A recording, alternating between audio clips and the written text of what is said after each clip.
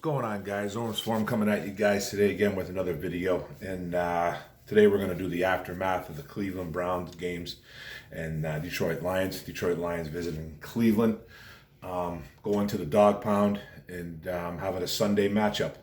I had to do this game a little bit differently. Sunday was a family day. We were doing Christmas stuff, putting up Christmas decorations, Christmas tree.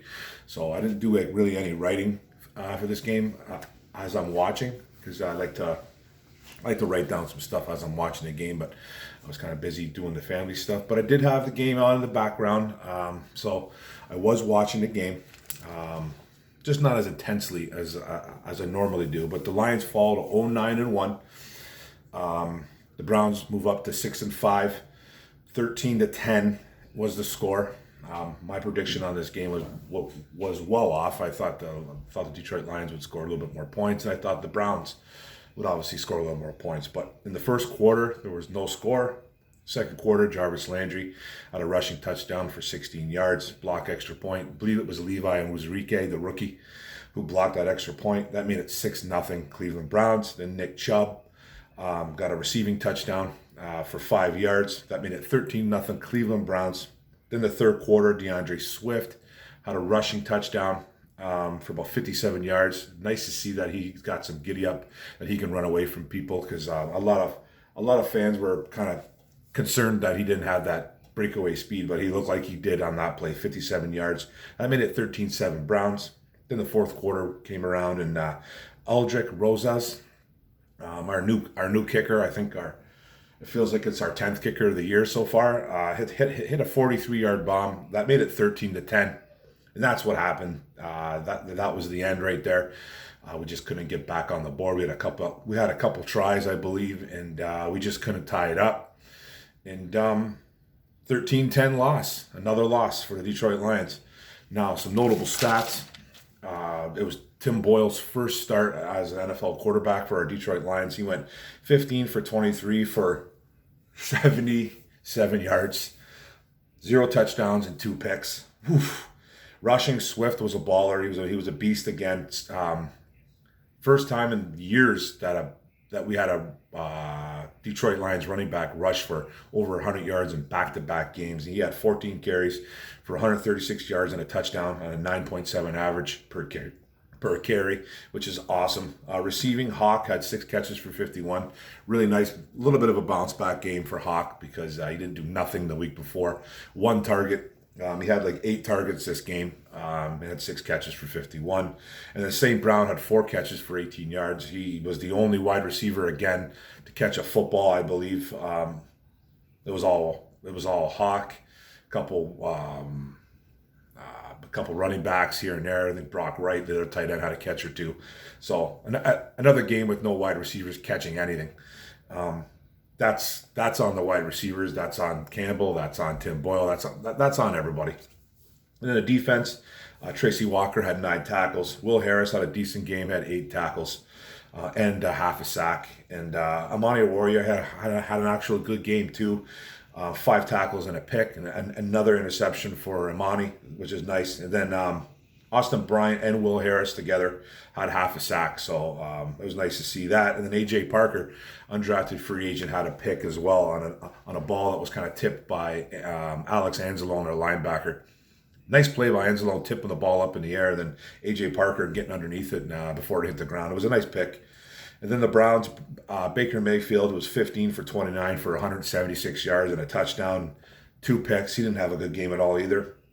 Nick Chubb, their stud running back, had 22 carries for 130 yards and a 5.9 yards per carry. And Dernis Johnson, he rushed for 5.2 yards too as well per carry. He didn't run for a whole lot of yards, but he ran for a nice average. Then Landry had the 1 carry for 16 yards and a touchdown. And then receiving, Austin Hooper had 4 catches for 53 yards for them. Jarvis Landry only had 4 catches. Then Jamarcus Bradley, I think his name is, he led all wide receivers with 46 yards. Austin Hooper, the tight end, led the yardage, but he's a tight end. But Bradley was their leading wide receiver. And then defense, Anthony Walker made a bunch of tackles for them. The kid that I said keep an eye out for, he had 8 tackles. Malcolm Smith, the former MVP, of the Super Bowl, had 4 tackles and a pick. And then Denzel Ward had a pick, no tackles. It was on a long ball. It was actually maybe the first long ball I've seen Tim Boyle throw. He kind of had Josh Reynolds inside, it looked like, and he just threw it up in the air. And then Denzel Ward kind of he made a nice play on it and just picked it off. But we lost the game 13-10. There really isn't a lot to talk about here. Everyone, it's just the same old kind of thing with this fan base and with what's going on with Dan Campbell. I'm going to continue to say what I feel on what's going on this year. I've felt this for a long time now. You guys know this. This team is tanking. I truly believe they are. I've never seen a coach. It's either they're tanking or Dan Campbell is the most incompetent head coach in the world. And I would like to think that he's not. I'm not saying he's the one. Don't get me wrong here. But listen, running on 3rd down and long multiple times each game just shows me that it's one of a couple things. That they're tanking, which I think they truly are, and it's their strength. So you really have to look at it that way too. They don't have the quarterbacks to throw the ball downfield. They just don't, or they just don't trust them. It's a combination of, I think, a few things. They don't trust them. They don't have them. Running is our best option at this point. We actually run the ball well. We've done it the past few weeks now. Ever since Dan Campbell took over this offense, we're running the ball exceptionally well. We don't have the quarterback here to do it. We don't. So it's a combination of tanking for me, no quarterback, strong run game, DeAndre Swift. It's a combination of that.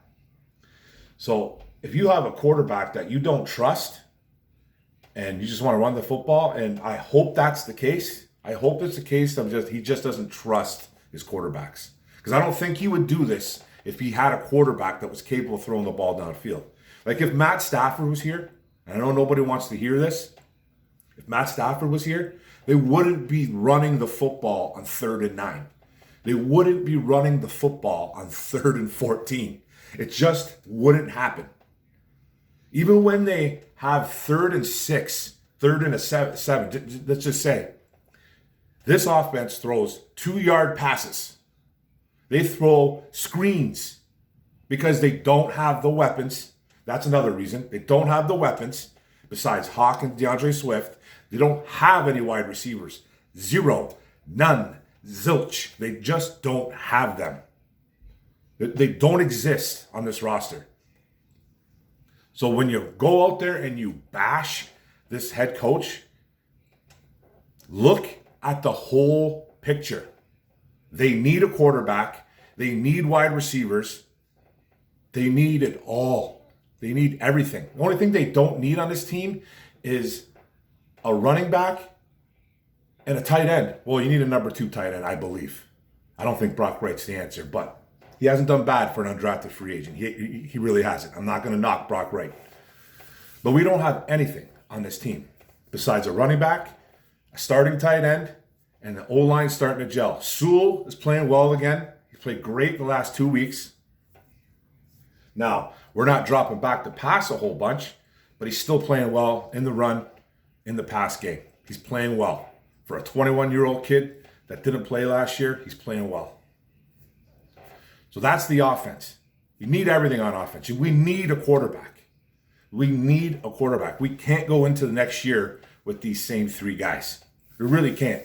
Unless they just plan on tanking again, which could be a possibility.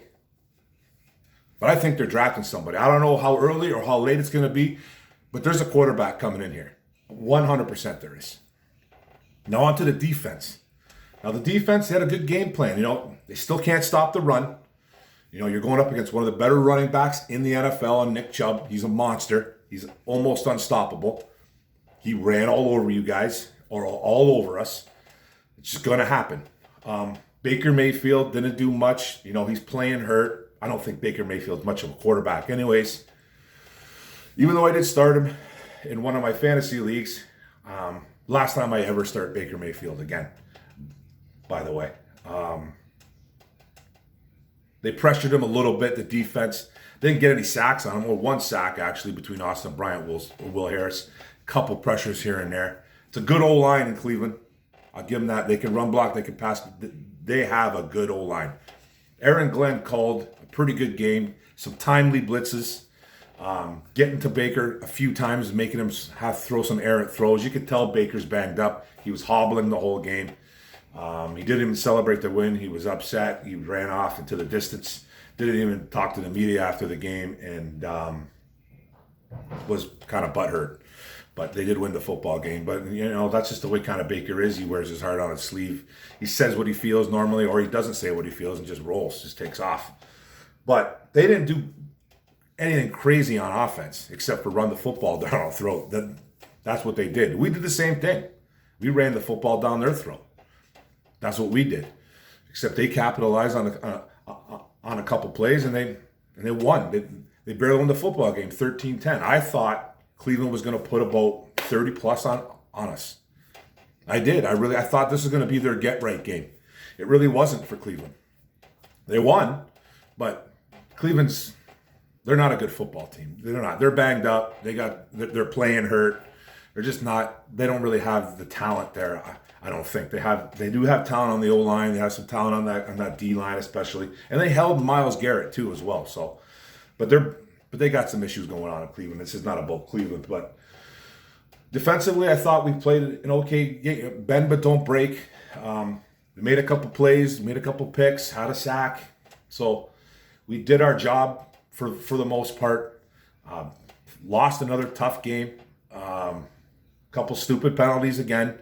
A very undisciplined football team, and that's on coaching and that's on players. You can only coach so much about discipline. A lot of people will say, "Oh, well, look at this team. 9 penalties were set for 100-something yards or whatever it was." I think it was more. I feel like it was like 7 or 8. I forget. They had a bunch of penalties. Okay, and so did the Browns. Now, as a coach, you coach your players to be disciplined. So you can only do so much as a coach. You can only do so much. That's on you, the player, to be disciplined. And it's just, there's ways to coach it and there's ways to not coach it. But this team is just completely undisciplined on both sides of the football, even some special teams too. But it was nice to see that they picked up a kicker who can kick a field goal. They're just cycling through kickers like crazy. They should have kept Bullock, or they should have kept Zane Gonzalez, in my opinion. But whatever, that's a whole other story. Let's see how long this kid lasts, man. This kid's been on a couple teams this year too as well. So who knows, man. So offensively, Tim Boyle was terrible. Kind of knew it was going to happen. Didn't think he would only throw for 77 yards though. But he's terrible. He can't throw the ball downfield either. And he looked tentative. He looked a little bit nervous. He looked scared. First NFL start, but that's going to happen. Swift was a monster. O-line, I thought, played really well. They held Myles Garrett in check for most of the game. He did have a couple pressures on Boyle. But, Hawk is the guy. Wide receivers, we have none of them. St. Brown is our best wide receiver on his team, and he's a rookie. He's a 4th-round rookie. Smaller rookie. And he is our best wide receiver. He's a slot guy. That's pathetic. But that's just what it is. That's just what this is right now. This is what this offense is. They're a running team with no weapons. Airily. Throwing the football. They don't have it. They need guys to surround these talented guys like Hawkinson and Swift. They don't have that. And the defense, like I said, a couple guys showed up. They played okay. They got gash on the ground, though. Nick Chubb does that. That's what he does. He just came back from COVID, I believe, and he ran well. So that's what the game came down to. I thought we played decent on defense, made some splash plays. Offense was a train wreck if it wasn't for DeAndre Swift.